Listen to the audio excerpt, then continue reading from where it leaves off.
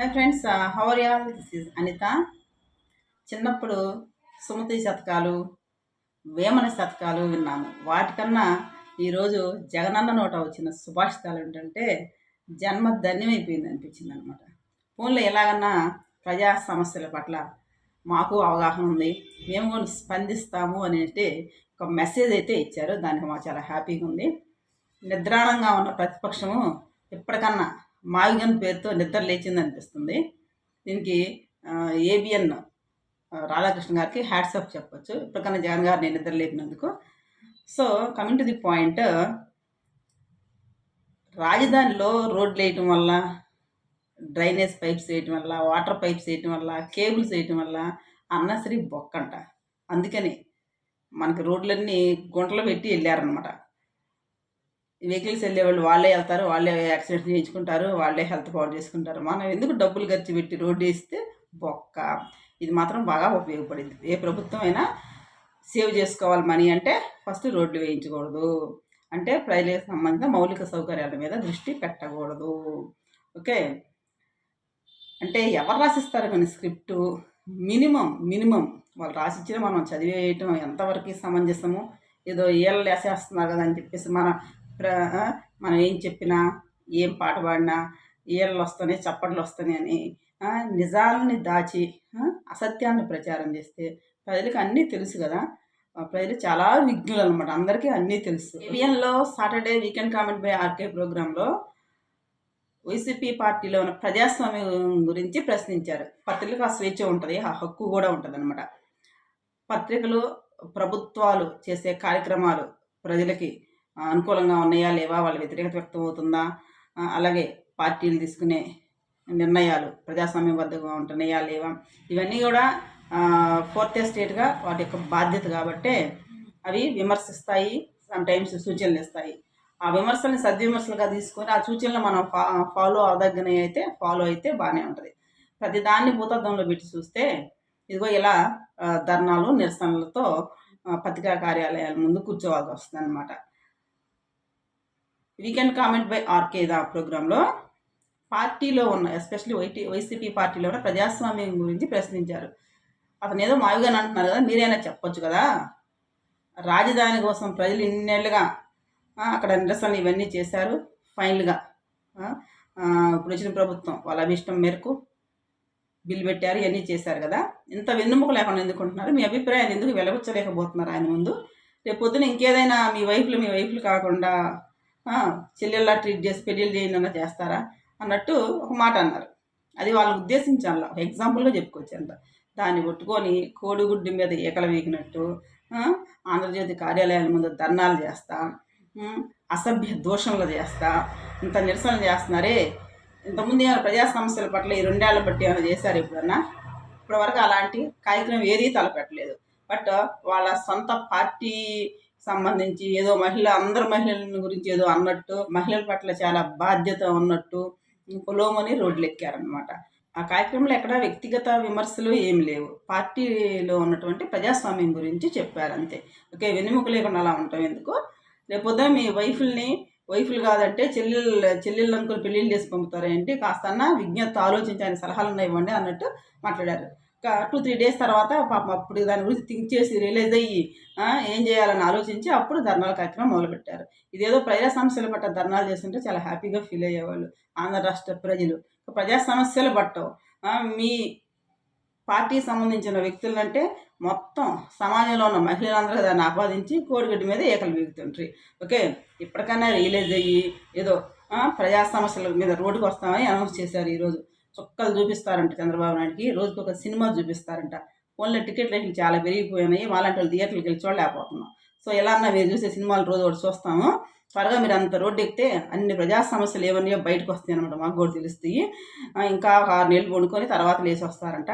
Deposit కాదు కదా, 1 single డిజిటే వస్తుంది చంద్రబాబు నాయుడికి. దిమ్మ తిరిగిపోయే కౌంటర్లు మామూలుగా లేవు అసలు. సింగిల్ డిజిట్ ఎవరికి వస్తుందో మరి ప్రజల నిర్ణయిస్తారు ఆ రోజుకి. మనం ఇలాగే ఉంటే సింగిల్ డిజిటే కర్మ, జీరోలకు కూడా వెళ్ళొచ్చు ఎవరైనా సరే. ఓకే, అది కూడా మనం దృష్టిలో పెట్టుకోవాలి. ఎండి రాధాకృష్ణ గారు అలాంటి వ్యాఖ్యలు చేసినా చంద్రబాబు నాయుడు, లోకేష్, పవన్ కళ్యాణ్ గారు ఎవరు అసలు ఖండించలేదంట. అంటే మీరు ఎంత బాగా ఖండించారు పార్టీ అధ్యక్షులుగా, మీ కార్యకర్తలు, మీ నాయకులు, మహిళల గురించి అంత అసభ్యకరంగా అసెంబ్లీలో మాట్లాడుతుంటే కట్టహాసం చేశారు కదా.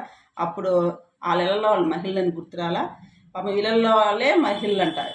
ఇంతమంది మహిళలు ఇలా అంటే మీ ఇళ్ళల్లో మహిళలు లేరా, మహిళల గురించి అలా అనొచ్చా అనేసి నంగనాచి కబుర్లు చెప్తున్నారే. ఆ రోజు మీరే మీ నోటి ద్వారా పవన్ కళ్యాణ్ గురించి ఎంత ఘోరంగా మాట్లాడారు. అప్పుడు మీ విజ్ఞత ఏమైంది? అప్పుడు వాళ్ళ ఇంట్లో ముందు కూడా మహిళలు అని మీకు గుర్తు రాలేదా? చిలక పలుకులు ఇప్పుడు పలకపోతే మీరు చేసినవన్నీ నవ్వుతున్నారు జనాలు అసలు ముందు. మీ రోజా మాట్లాడే మాటలు ప్రపంచంలో ఏ మహిళను మాట్లాడిద్ది అసలు? అలాగే మీ అవంతి, మీ అంబడి చేసే పనులన్నీ అప్పుడు గుర్తురాలా? ఇప్పుడున్న వీళ్ళని అంటున్నారు. అప్పుడు మీరేం రెస్పాండ్ అయ్యారు? మీ పార్టీ ఎమ్మెల్యేలు, మంత్రులు చేసిన పనులు, ఎంపీలు చేసిన పనులు, వీడియోలు అవన్నీ ఇప్పుడు వీళ్ళ గురించి అనొచ్చు మీరు. ఎప్పుడు మీరు ఆ రోజు మాట్లాడి మీరు యాక్షన్ తీసుకున్నట్లయితే వీళ్ళ గురించి విమర్శించే అర్హత మీకు ఉంటుంది. ఓకే, అది తెలియక వాళ్ళ క్లాప్స్ కోసము, విజిల్స్ కోసము ఏదో చంద్రబాబు నాయుడు అలా ఇలా అంటే ఎవరు పట్టించుకోరు అసలు. ఓకే, పెట్టడం కోసం తాడేపల్లికి రెస్ట్ తీసుకోవడం, యలహంక ప్యాలెస్కి. ఇది తప్ప మీరు ఇంకేమన్నా ప్రజా సమస్యలు పడ్డా రోడ్డుకి ఒక్క ధర్నా చేయండి చూద్దాం. పాదయాత్ర చేస్తా అంటే పాదయాత్ర చేయగానే వేసేస్తారు ఈ ఓట్లు అందరూ. మీరు చేసినా ఎవరు చేసినా ఆడ నిజంగా ప్రజలు ఆ ప్రభుత్వం పట్ల పూర్తి వ్యతిరేకత ఉంటే మీరైనా పాదయాత్ర చేస్తే సింగిల్ డిజిట్ కాదు డబుల్ డిజిట్లు ఏవైనా వస్తాయి అన్నమాట. మీరు ఎవరికి సింగిల్ డిజిట్లు ఇవ్వాలనుకుంటున్నారో వాళ్ళే మీకు ఇస్తారు రిటర్న్ గిఫ్ట్గా, 0 లేకపోతే సింగిల్ డిజిట్. అది కూడా గుర్తుపెట్టుకోండి. అంతేగాని ఇప్పటికీ ఆ విషయం కక్కుతూనే ఉన్నారుగా రాజధాని మీద. ఇప్పటికీ ఇంకా పోనీ కనీసం అప్పటికన్నా మారతారేమో కూడా మీరు మారే క్వశ్చన్ లేదని పూర్తిగా అర్థమైపోయింది. మీరు అంత రెచ్చగొడితే అంత బాగా ఇంకా డెవలప్ చేసి వెళ్తారు దాన్ని. ఎవరు జేబులోంచి డబ్బులు తీసుకెళ్ళి దానికి పెట్టరు. ఓకే, అది స్టెప్ బై స్టెప్ డెవలప్ అవుతూ ఉంటుంది. అక్కడున్న ల్యాండ్స్ ఒక్కొక్కటి సేల్ చేసుకుంటారు, డెవలప్ చేసి వాళ్ళకి ఇస్తారు. సేల్ చేయడం ద్వారా వచ్చిన మనీతో అది డెవలప్ చేసుకుంటారు వెళ్తారు. అంతే రాజధాని అంటే ఒకేసారి హైదరాబాద్ అంత రాజధాని వేసి ఒకేసారి 5 ఏళ్ళు ఎవరు కట్టారు కదా. 12 ఏళ్ళు వేస్ట్ అయిపోయినాయి. అంటే ఎవరి వల్ల వేస్ట్ అయిపోయినాయి? మీ వల్లే వేస్ట్ అయిపోయినాయి. మీరు దాన్ని కంటిన్యూ చేస్తుంటే ఈ పాటికి ఒక రూపురేఖలు వచ్చాయి దానికి. అప్పుడు పెట్టిన మనీ అంతా వేస్ట్ చేయించారు కదా. మీరు అలాంటివి ఎందుకు చేస్తారు? మద్యంలో, ఇసుకలో ఇలాంటి వాడు కదా మనకు వచ్చేది. మీరు అన్నారు కదా ఇలా ఇలా కావాలని చంద్రబాబు నాయుడికి. మరి మీకు ఎలా వచ్చినాయి అలా అన్నీ? మద్యంలో వస్తాయి కదా మొత్తం లెక్కలన్నీ. ఉన్నారు కదా అందరు చాలామంది జైల్లో మద్యం కుంభకోణంలో. మీ ఇసుకలో వీటన్నిటిలో మీరు ఎలా తీసుకున్నారో వాళ్ళకి అలా రావన్నమాట. ఇప్పుడు అది అందరూ తెలిసిన విషయమే. మద్యంలో అయితే ఇలా వస్తాయి, ఇసుకలు అయితే ఇలా వస్తాయి. అంటే రాజధాని కట్టడం అలా రావన్నమాట. అవి యాక్చువల్లీ ఫ్లాట్స్ ఎవరి పేరున ఉండాలో వాళ్ళ పేరుని ఫ్లాట్స్ ఉంటాయి. 1 by 1 సేల్ అవుతాయి, కంపెనీస్ కొనుక్కుంటే అలా డెవలప్ అయింది. అంతేగాని హైదరాబాద్ లాంటి సిటీ 5 yearsలో ఒకేసారి డెవలప్ చేసేవారు మీకు, ఆ ప్రొఫెసర్ నాగేశ్వరరావు గారికి. ఓకే, రాజధాని అనేది స్టెప్ బై స్టెప్ డెవలప్ అవుతూ వెళ్తుంది. మళ్ళీ వెళ్ళి ఆ హైవేల పక్కన రాజధానులు కట్టుకొని ఆ పొల్యూషన్లో బతికాడు బదులు చక్కగా మంచిగా అసెంబ్లీ, కోర్టు ఇవన్నీ ప్రశాంత వాతావరణంలో కట్టుకొని ఎమ్మెల్యే క్వార్టర్స్ వాటితో పాటు వస్తాయి అన్ని రిసార్ట్స్ వస్తాయి, కాలేజెస్ వచ్చినాయి. అలాగే నేషనల్ ఆర్గనైజేషన్ సంబంధించిన బిల్డింగ్స్ వచ్చినాయి, అవన్నీ శంకుస్థాపనలు చేస్తున్నాయి. ఇవన్నీ ఈ మధ్య మీరు చూశారు కదా. చూసి కూడా దాన్ని ఎంకరేజ్ చేస్తూ వాటిలో ఏమన్నా లొసుగులు నుండి బయట పెడితే బాగుంటుంది. అంతేగాని ఇంకా విషయం ఎక్కితే అసలే ఎవరు ఆదరిస్తారు, ఎవరు నమ్ముతారు, ఇంకా అది మీకు ఎగనెస్ట్ అవ్వడం తప్ప దానివల్ల ఉపయోగమే ఉండదు. ఈ మావిగన్ మాత్రం మీరు మర్చిపోయేటట్లేరు.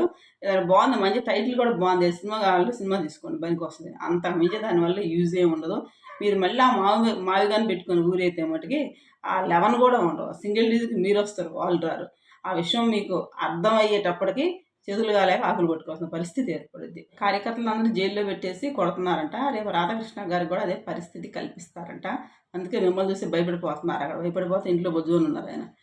మీలాంటి వాళ్ళు ఎంతోమందిని చూస్తేనే ఆ పేపర్ నిలబడి ఉంది. మీరు ఏమీ చేయలేరు ఎవరిని. ఈ దంపుడు మాటలు కట్టిపెట్టి ఫీల్డ్లోకి వచ్చేసి ఏమైనా ప్రజా సమస్యల పట్ల అవగాహన కల్పించారు. చిన్న అమ్మఒడిని మీరు ఒక్క పిల్లలు వాళ్ళకి ఇస్తే వాళ్ళు ఎంతమంది పిల్లలు అంటే అంతమందికి ఇచ్చారు కదా. మీరు 3000 పెన్షన్ ఇస్తే 4000 ఒకేసారి పెంచారు కదా. అమ్మఒడి ఇస్తున్నారు కదా, ఫ్రీ బస్ ఇస్తున్నారు, ఉచిత సిలిండర్లు ఇస్తున్నారు సంవత్సరానికి 3.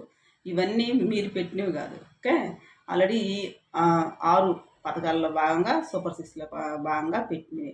ఇవన్నీ మీకు కనిపించవా? ఇంకా వాటిలో లొసుగులు ఉంటే చెప్పండి, దాన్ని యాక్సెప్ట్ చేస్తారు ఎవరైనా సరే.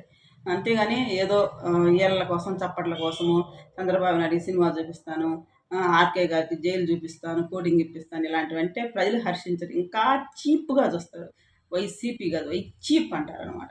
సో, కొంచెం విజ్ఞతతో మాట్లాడండి. ఒక మాజీ సీఎం హుందాగా మాట్లాడటం నేర్చుకోండి. ప్రజా సమస్యల పట్ల అవగాహన పెంచుకొని వాటిని పరిష్కరించే దిశగా, ప్రభుత్వాన్ని నిలదీసే దిశగా మీ ప్రయత్నం ఉండాలి. అంతేగాని సినిమాలు చూపిస్తాను, షోలేస్తానంటే ప్రజలు హర్షించరు. Thank you for watching this video.